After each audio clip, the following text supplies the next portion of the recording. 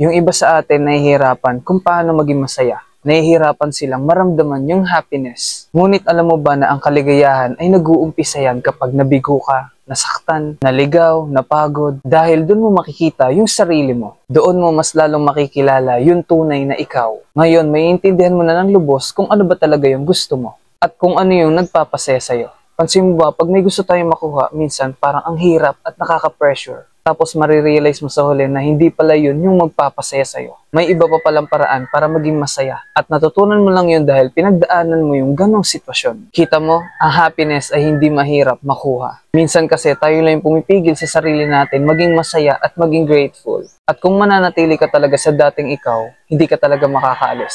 Pero kung babaguhin mo yung paniniwala mong may pag-asa pa para sumaya at magtagumpay, ma-attract mo yung happiness. And that kind of happiness and contentment will change your life. Again, this is Romeo and follow for more.